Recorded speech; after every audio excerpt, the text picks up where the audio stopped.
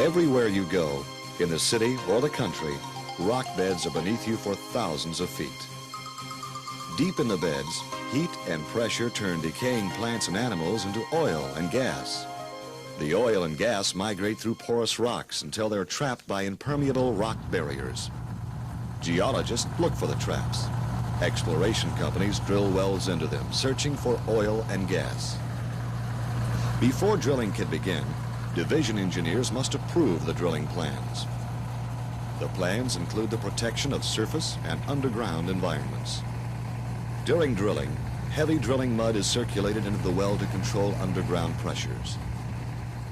Blowout prevention equipment installed on every wellhead acts as a backup pressure control system. With it, a well can be shut in at any time. Division engineers specify the blowout prevention equipment used on each well.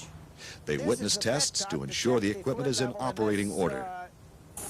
Good well control training and widespread use of blowout prevention equipment have made California blowouts rare.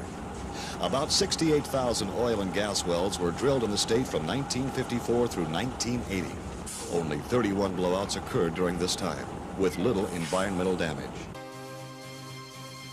Drilling oil wells in an urban area is a safe but sometimes noisy task. Therefore, drilling rigs are especially designed to muffle sound. At more permanent locations, drill sites are built to blend in with other structures in the area. About 26 wells will be drilled from this San Fernando Valley site. 77 wells have been drilled from inside this yellow building in Los Angeles.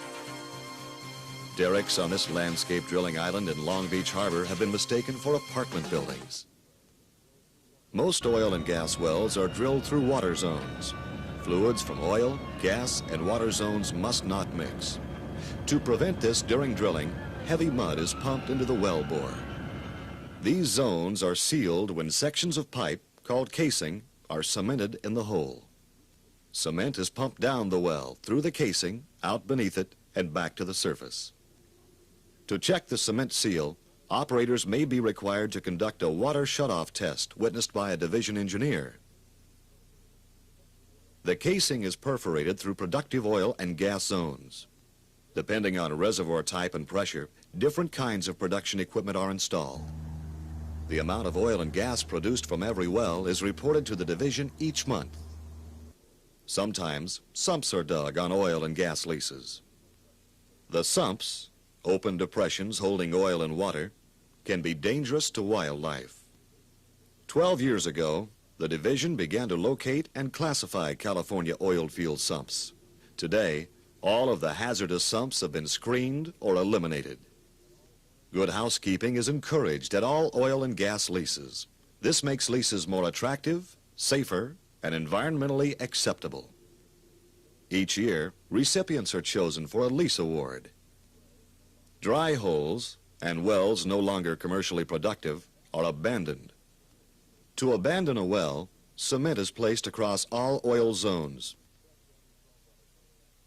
freshwater, saltwater contact zones, and at the surface.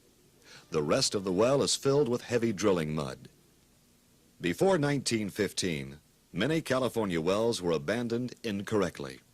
Today, when these wells are found, they are properly abandoned.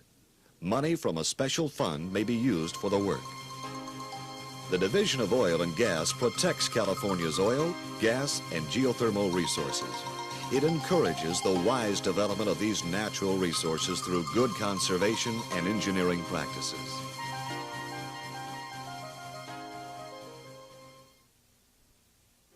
إذا كنت من المتابعين الجدد اشترك الآن في القناة ليصلك الجديد بالضغط على الزر الأحمر أسفل القناة مع تفعيل الجرس، ولا تنسوا دعم المقطع بلايك. شكرا لكم جزيل الشكر.